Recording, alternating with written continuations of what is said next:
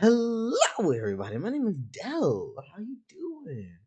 Anyways, this is gonna be the first reaction out of this stream. I think it was the fourth. Sometime, yeah, it was the fourth. Let's record on the fourth, which will in like an hour become the fifth.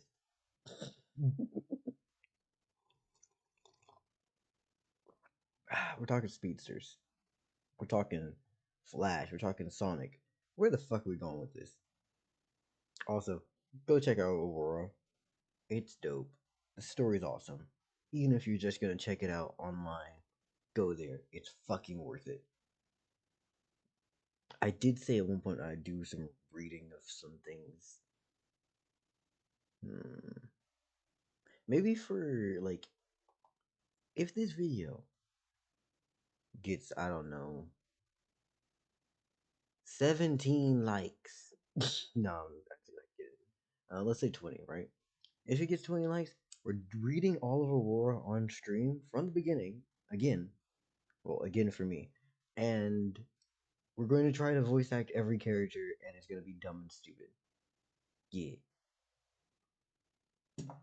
Alright, let's see what we get into. Have a comic, and the comic is also becoming a book. I know, crazy, right? Yeah. Yes, the comic is called Aurora. It is a high fantasy webcomic that I write and draw myself, and I'm having a really good time making it. And apparently, enough people are also having a really good time reading it that it's getting physically published as a book, or at least the first 11 chapters are. Volume 1 is going to be hitting shelves at the end of July, but if you are interested and you would like to pre-order it, you can do that using one of the links that I have in the description that will take you to a whole bunch of links that you can use. Also, if you're just curious to read it, you can find the whole thing online at comicaurora.com.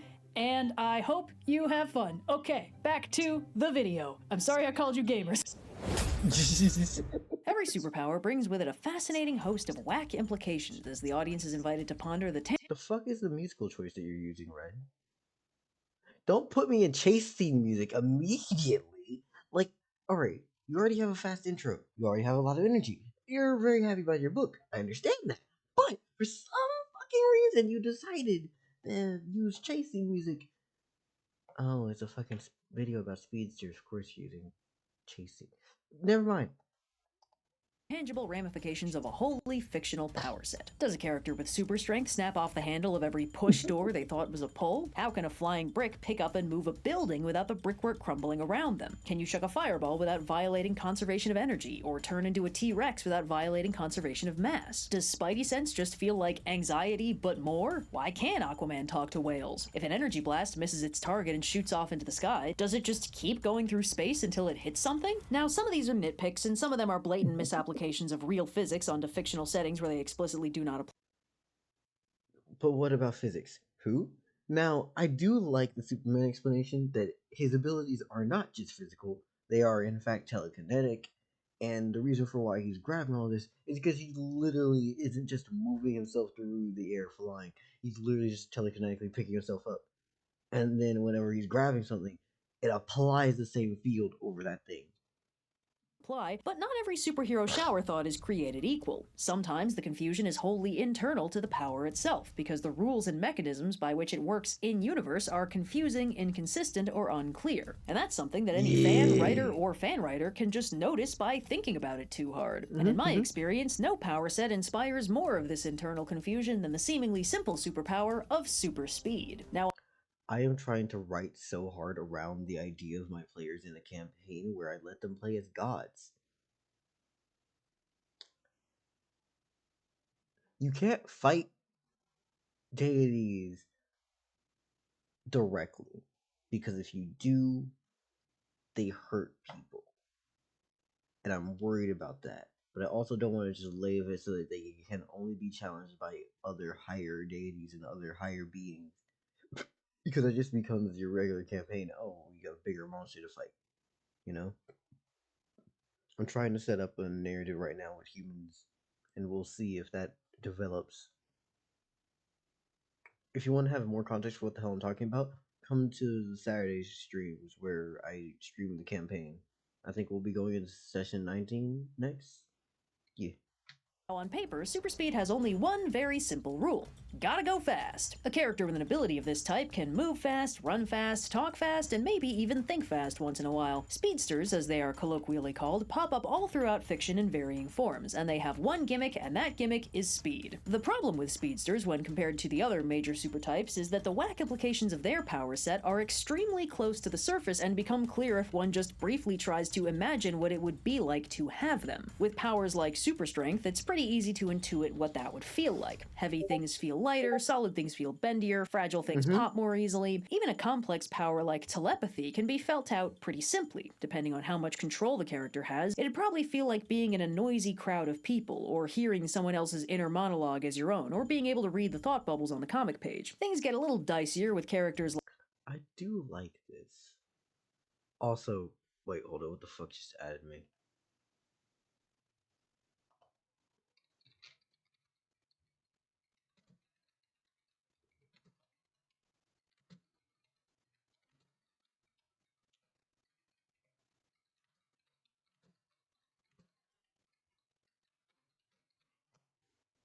Alright.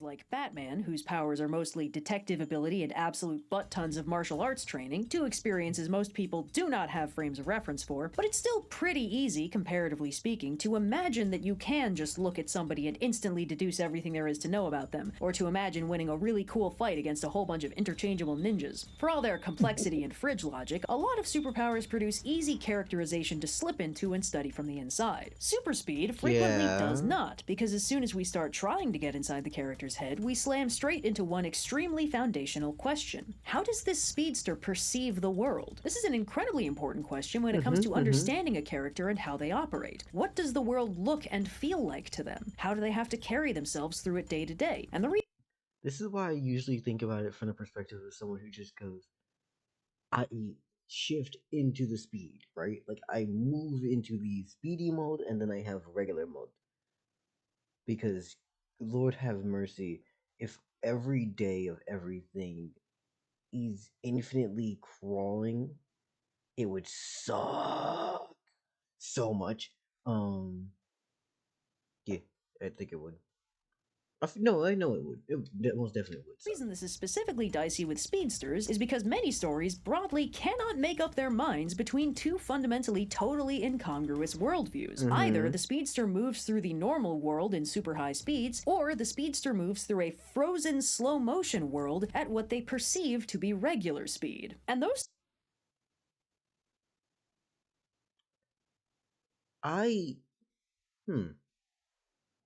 Hold on. Okay, let me think, right? Which would I rather prefer? That I'm moving way too damn fast, or that everything's going too slow? I feel like I'd want to go too fast, because moving too slow would make me so damn annoyed. I already get impatient with people who type too long to state their fucking opinions. It's like, bitch, you repeated yourself 12 times and I do not give a fuck. Finish your statements. If I had to hear that in slow motion, I'd be pissed. You're gonna see a super villain of a speedster for me, just because of how I'm gonna treat that person. But instead, if I wanted to write this, which would I use?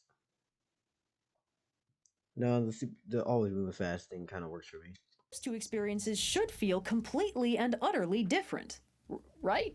Well, let's start unpacking this and see what we find. Broadly, I think super speed as a power set can be broken up into 4 component parts, with the lines between them occasionally blurring. The foundational baseline part that pretty much every speedster has is run fast. If a speedster can't zoom from point A to point B, what's even the point of them? First they were here, now they're way over there, just like that. This is the simplest kind of super speed to write, and also the easiest to imagine. If you can run, you can imagine doing that but faster, covering more ground per step. Heck, maybe unlike normal running, it feels almost effortless, like zooming along in a fast car with the windows down. Just pick a direction and go, with nothing but the wind in your hair and the horizon rolling up to you. Simple, clean, fun to think about, and easy to understand. 10 out of 10, no notes. Run fast speedsters get a lot of fight choreography mileage out of the simple stratagem of run really fast at the enemy and let Newton's second law do all the work, and are popular superhero staples capable of such extra fun stunts as running across water or up vertical surfaces, on the general principle that if you run fast enough, the laws of physics can't catch you. The second part of the speedster power set is move fast, which is distinct from run fast because it covers. So we have movement speed and travel speed. This is mainly the power scalar and me just screaming, yes, this is how it works. All kinds of movement. Punching, kicking, disassembling a handgun into its component pieces. It's pretty common for a speedster to zip through a crowd of interchangeable bad guys and come out the other side with an armload of confiscated weapons and the occasional wallet. The DC speedsters, aka the various Flashes, use this space of the power set to phase through objects by vibrating their whole body at super speed. It's pretty rare for a dedicated speedster to only be able to run fast without the broader space of move fast attached, or at least the subcategory of punch fast, but this is the part of the power set where we start to see the edges of the speedster perception problem looming. When the speedster does something super fast, do they feel themselves doing it fast, or does it feel normal to them? Are they casually walking through a frozen gallery of statues, plucking guns from hands and inducing wedgies, or are they zipping around with the wind in their hair and a grin on their face having a grand old time? To bring things back to comparative simplicity, the third aspect of the power. I think I did this recently with a character who I resurrected in that campaign, right? I'm going to keep referencing the campaign, one, because I want you to go and check it out, and two, because I think it's cool as fuck. But had a character come back to life. Well, they're not coming back to life. Basically, a porcelain doll vessel for their soul to Wi-Fi connect to is being used, and the afterlife in that setting is just rewatching your entire life go by over and over again, but with the staple that, well, it moves faster the more, like, it's no, not move faster. The afterlife replay montage of your entire life over and over again goes slower the more calm you become. If you're really, really in it and you're just hyperventilating and scared and stressed out, your entire life's flashing before your eyes on repeat, faster and faster and faster. And then when you calm down and you slow it down, you all of a sudden everything stops, it crawls. And that's the afterlife. Reason why this is applicable is because react fast here, right? I gave that character the ability to, and I quote, while calm and like rational, they can literally have the world slow down. So there's a level of like stillness for them when they are just zoning out and thinking about things.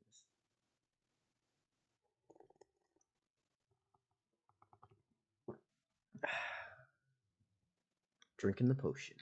Power set is React Fast. This covers characters who can do things like dodge or catch bullets, zip out of the way of threats before they've consciously clocked their presence, or avoid plowing through an obstacle in their way when they're charging at 100 miles an hour. And weirdly, while this one feels like a foundational power of the speedster perception problem because it involves spotting and reacting to threats impossibly quickly, I actually think it avoids most of the perception problem because in ordinary non-speedster humans, reaction time is not a conscious thing. When something gets thrown at your head, you don't assess the situation, you dodge or you catch it, often a split second before you're even aware it was happening at all. A reflex happens below conscious thought, and usually a whole lot faster than conscious thought. A speedster hypothetically does just that, but with faster things. Something's coming at you, quick, catch it! Oh, cool, it was a bullet. More for me. Because it's a reflexive action, not a conscious one, it doesn't indicate that the speedster has to be perceiving reality in slow motion for it to work.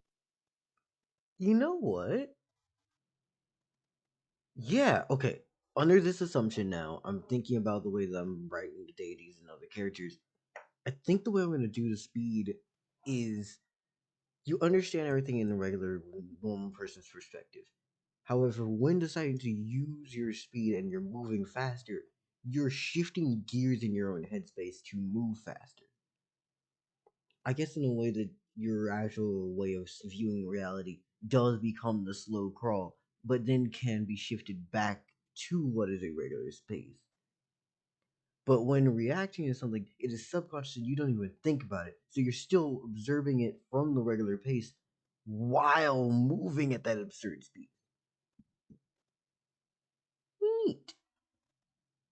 Work. In fact, plenty of characters who aren't speedsters have the react fast power without any of the think fast baggage, because it's pretty much mandatory to be able to dodge, block, or catch bullets, which is the superhero genre's favorite entry-level trick. This is also a common way for broadly dangerous warriors to show off by doing things like catching arrows or slicing bullets in half midair while never displaying any sort of official superheroic super speed beyond that. But all that simplicity vanishes when we get to the final part of the speedster power set, think fast. And this is the most complicated one, where the core of the speedster perception problem lies. Because some speedsters can do things like read books at super speed, or assemble and disassemble highly complex machinery, or in the most overt cases, enter bullet time, where they see the world around them as pretty much completely frozen, while they can move around it at or above normal speed. These speedsters' minds move quick as lightning, and so they can think, feel, and understand things orders of magnitude quicker than ordinary people. The real question is that how they see the world all the time? And bluntly, the answer is almost always very clearly no. A speedster who can slip into time in a bottle mode definitely does not do that all the time, because I think one of my other favorite fucking characters I've made who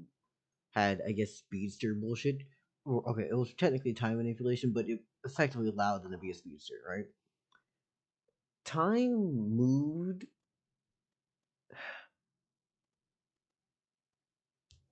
when their eyes were fully open. Time moved at the regular pace, right? Or at least their personal timeline, because they were technically the son of the concept of time. Either way, they're a bullshit OC for a book that was very much a power fantasy for just me. And I'm never publishing it, and it's never going to see the light of day. Don't ask for it; you won't see it. I still have the notes for it, but you're not going to see it unless someone publishes the shit when I'm dead. But they had the ability to, and I quote, have their timeline of their own synchronize with the regular people's timeline while their eyes are open, but when they close, they separate it into their own timeline. Hey, Super, welcome to the stream. Their eyes, when closed, would be completely separated, allowing them to literally be like bullet time moving through stop time, but at the same time, they can't see.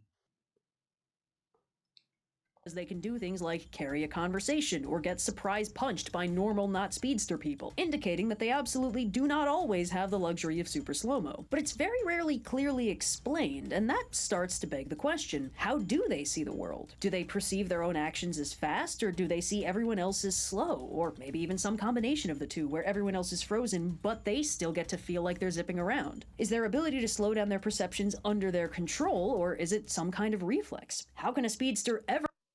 I like the idea that when deciding to go on a fucking super speed run, it's not exactly that I get to choose to go zoom. It's going, alright, my body is literally regulating itself to try to make this make sense. Because I feel like your brain would have to adapt to understand, like, yeah, no, your brain would have to adapt. I can't see a world in which your brain is able to make the inputs to make your body move that fast if you have super speed thinking and it not link the two concepts. Because having those two parts in your mind not mentally be linked would be atrocious. It'd be like how some people, I guess,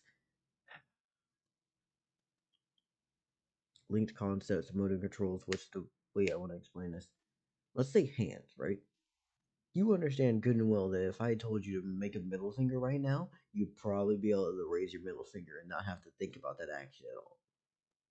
Congratulations. If I was to choose to go on a run right now, I know that I'm going to need to accelerate.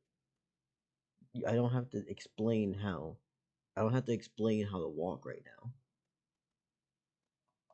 Get blindsided or ambushed if they can functionally freeze time whenever they want. And if the character can't control it, are they forced to experience the rest of the world in agonizing slow motion? Do they find every conversation unbelievably boring and slow because it's happening at 1/1000th the pace? Are they completely isolated because nobody can keep up with them? Do they experience their own pain 1,000 times longer than a normal human being? Also, if they're seeing the world in slow motion, do they even see themselves as fast? Does a speedster running across the country feel themselves take every step? Do they experience it as the days or weeks weeks it would take to realistically cross that distance on foot, and it just looks super fast from the outside? Do they have to stop for food every few nanoseconds because from their POV it's been hours? That sounds a lot less fun than just zipping from coast to coast in a flash of lightning. If the speed...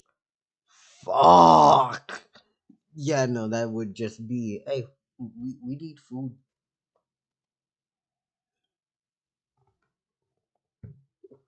Hold up. I want to actually show something funny. Don't look at the... No, you can't look at it. Anyways, yes, I was working on the model earlier. We're doing a little bit of a redesign, choosing different shirts and stuff. No. This one.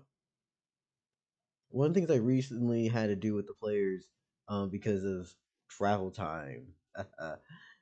We made a fucking ruler in Blender so that I can count, and each one of these fucking color swatches is 100 kilometers. Hey, Super. But yeah, no, that fuck was hurt for the soul. Each one of these fucking color blocks is 100 kilometers, and it took a player like 2 days to travel this distance. Like they're moving at such absurd speeds.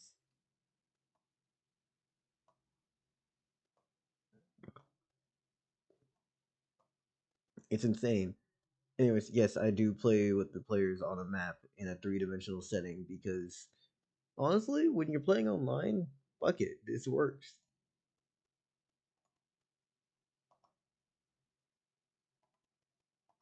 Speedster doesn't even get to feel fast. Would the power even be any fun to have? Some of these questions are partially addressed or played with by writers. Speedsters frequently canonically have extremely rapid metabolisms and do need to eat a lot all the time. Some of them do describe the rest of the world as frustratingly or even painfully slow, but they're clearly not constantly experiencing the world in the extreme slow motion they're demonstrably capable of reaching, right? Holding a conversation like that would be like remembering what someone was saying 3 weeks ago. This can also be confusing even when limited to the specific context of combat. It's difficult to justify a character who can essentially stop time ever getting, like, punched.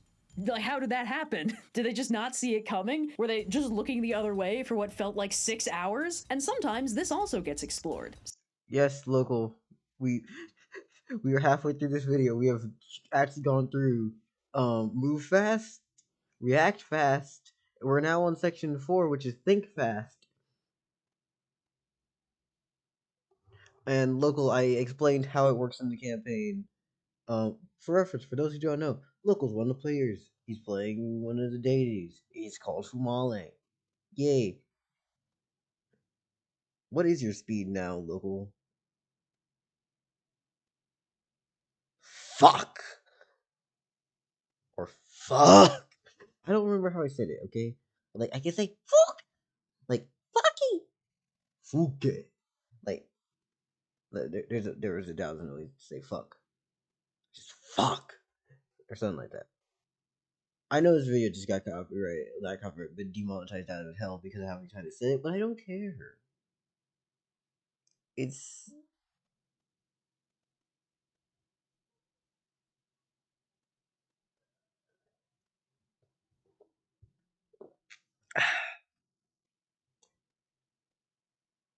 local. You might translate that to kilometers per hour so I can get a better estimate, or in miles per hour, either one. Sometimes a character's super speed isn't just active whenever they move, but instead seems more like a higher gear or a funky, zappy dimensional overlay or something, a tangibly and demonstrably different state of being than their regular speed activities, a mode they shift into on reflex or as they ramp up their running, or that they manually choose to activate when they need the boost. And when they're not in speed mode, they can get punched like anyone else. This is still a little funky and hard to justify sometimes, but it's got implied rules that we can loosely wrap our heads around, and if we can get a feel for how the power works, it's easier to not get caught up in the fridge logic of it all, as long as what's happening on screen feels plausible enough. Sometimes this sort of perception speed ramp up is even articulated. In the Justice League cartoon, Flash mentions that he's had a recurring nightmare about being stuck in high gear, where he goes too fast and can't slow down to normal, which indicates that his 59 kilometers. God damn. Speedy ass motherfucker. Also, Super, if you're trying to send me something for links, you want to send them probably in DMs. Oh, it's a clip? Ah, got you.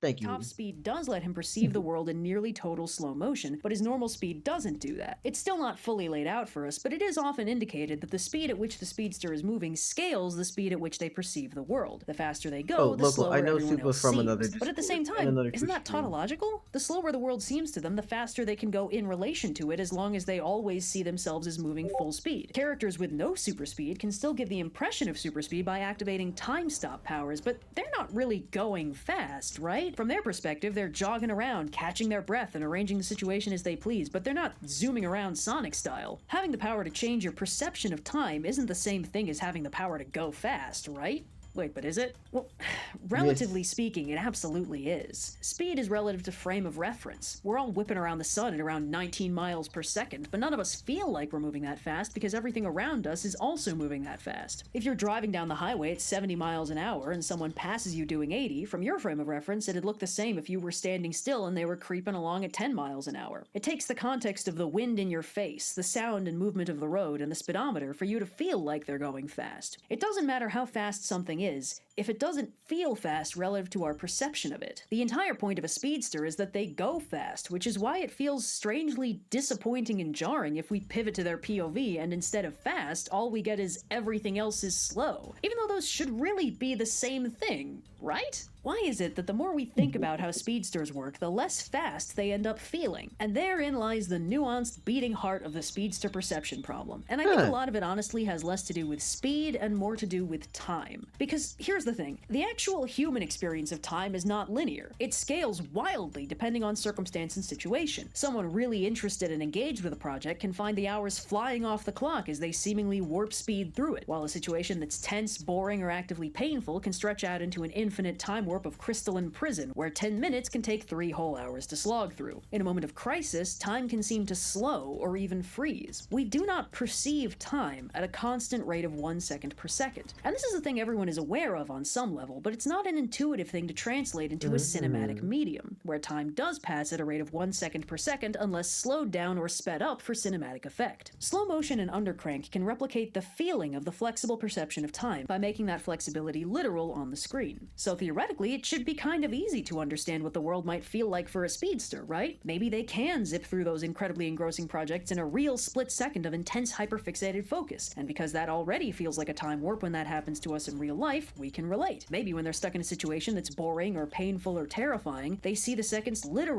Yo, local, how the fuck does Fumale understand his own speed?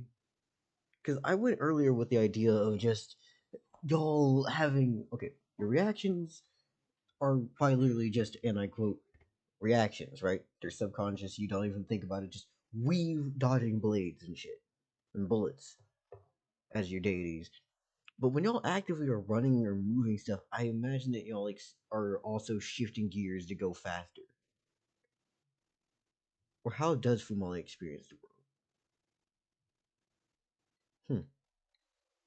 Literally stretch out around them into a scenario that feels hours long and slow as molasses, just like those terrible final 10 minutes of class that somehow managed to crawl along for a life age of the Earth. If real human perception of time is already this flexible, why is it so difficult to wrap our heads around a character whose super speed just makes their tangible interaction with time flexible as well? And honestly, I think a lot of this problem is just the fourth wall. Namely, that this part of the trope interacts with the fourth wall in a very strange way. When the audience sees the footage go slow-mo, usually the assumption is not that time is actually slowing around them, but just that the director wanted to capture the feeling of ponderous temporal strangeness, to communicate that the character feels like they're trapped in a slow moment or is being utterly overwhelmed by the world racing around them. But then when a character pops into one of those distorted scenes at normal speed, we experience a certain jarring recalibration as we realize that the slow motion is diegetic, and that makes us start questioning, consciously or not, how the character perceives the world around them all the time. It's not so strange that the character might perceive different scenarios at different relative speeds, because that's a thing we can relate to. It's completely understandable that a fight scene might play out in slow motion as the character in it finds it chaotic and overwhelming, or even that a very smart character sees a situation in slow motion as their mind races to unpack everything around them, perceiving the world around them in a way that the director can only portray with a non-diegetic slowdown. But a major part of the speedster perception problem comes comes from the audience's newfound confusion over which elements of the scene playing out before them are literally happening and which ones aren't. This is comparable to,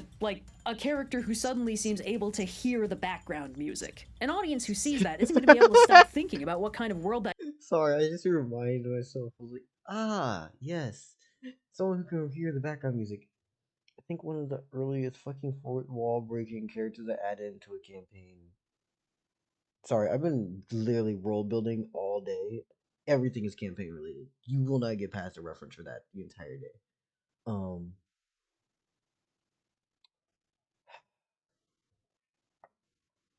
The entirety of that fourth wall breaking character was just, I am here and I'm good, and most importantly, I'm going to fucking call you by the player's name, not by your characters. No, by the player name.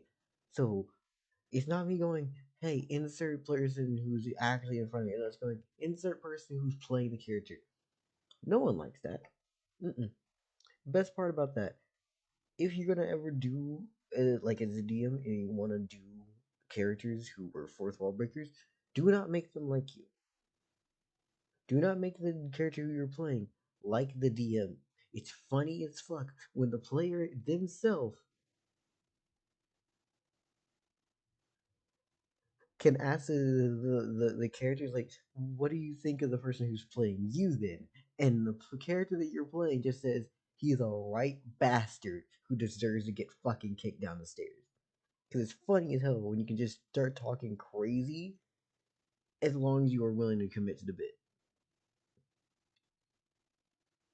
Also, local, no, come on. The NPCs talking to y'all is not the worst option. That character is living in 24/7. And even when we disregard the time factor, the speed itself can still be strangely difficult to appreciate if it's too closely examined. As a species, humans are really big fans of going fast. We've been inventing new ways to go fast since the first ancient human looked at a proto-horse and thought, I can make that thing way more medically complex. The speedster perception problem is an interesting manifestation of an arc that almost every speedster character eventually goes through. No matter how fast they run, it never feels fast enough. There's always a new threshold of fastness to reach, a new gear to click into, another wall to break through. They have to get faster, because no matter how fast they run, their frame of reference follows them. They can never outrun their own 0 point. From their own perspective, they will always be standing still, with the world slowing to a crawl around them. And an audience following them has the privilege of watching their movement at something resembling normal speed, watching them zip around and be speedy and rad. But there's always that underlying feeling when we see them blur across the screen. The awareness on the part of the audience that we aren't really following this character as closely as we could be, because we can't keep up with them. We're not really part of the character's frame of reference, because if we were,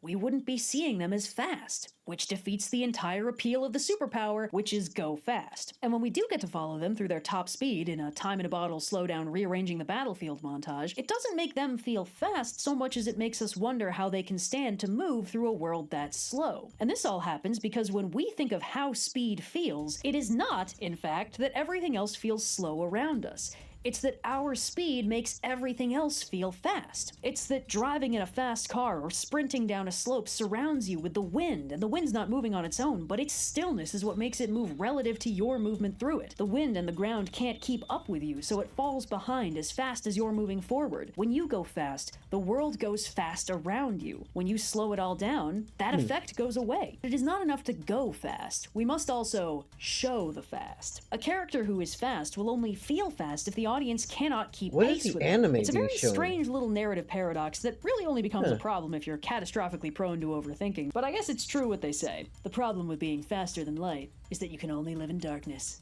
So yeah. I actually did at one point have a full ass reason for why the martial artist was in the Hell's Gambit setting. That was the book. It will never get published. It was made very edgy. I do not give a fuck. It will never be seen in the light of day. But I will talk about it at length about anytime I feel like it. The Hell's Gambit setting had martial artists who legitimately at certain points could move faster than light. And the reason why they were even able to perceive anything was because they themselves stopped having to use their eyes at all. Like, they just stopped trying to even attempt to see things. Because lights are redundant when you move faster than it. Instead, they're just feeling the other martial artist's energy and trying their best to continue the fight anyways. So once you get to that level, it's just like, yeah, no, your eyes are irrelevant. You don't need them. Paradox that really only becomes a problem if you're catastrophically prone to overthinking. But I guess By the it's way, true like what the they original say. video. The problem with being faster than light is that you can only live in darkness. So yeah. Like, comment, subscribe, check out the original video, and if you don't, I'm gonna rapidly put my foot up your asshole. Oh, you thought I was joking? No, no, no, no, no. I'm appearing soon. The best part about being a VTuber is that I don't have to be in front of your eyes.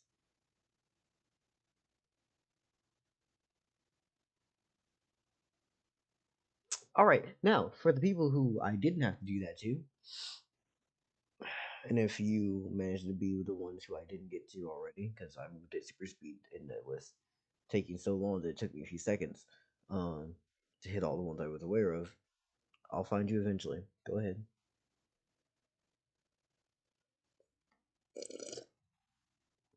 Let's take a sip of my juice. Anyways, you can like my video if you enjoyed, comment because you have something to say, subscribe because you think I'm worthy, and because you want to come back and support. Besides those two things, I do have a podcast, which is just the campaign. They are both on, all three of them are on Spotify and on YouTube. Thank you if you would like to check them out. The choice is yours. Woo. We stream the campaign on Saturdays, Central Time, 6 p.m. Well, we try to start at 6 p.m., but like sometimes we just start like around 7, give or take, somewhere between there. You know what happens. Anyways, please check it out, have fun, and enjoy life and living. I'm gonna fuck around and find out, and try my best not to be dumbass. I think that's fair. Yeah, I think that's very fair.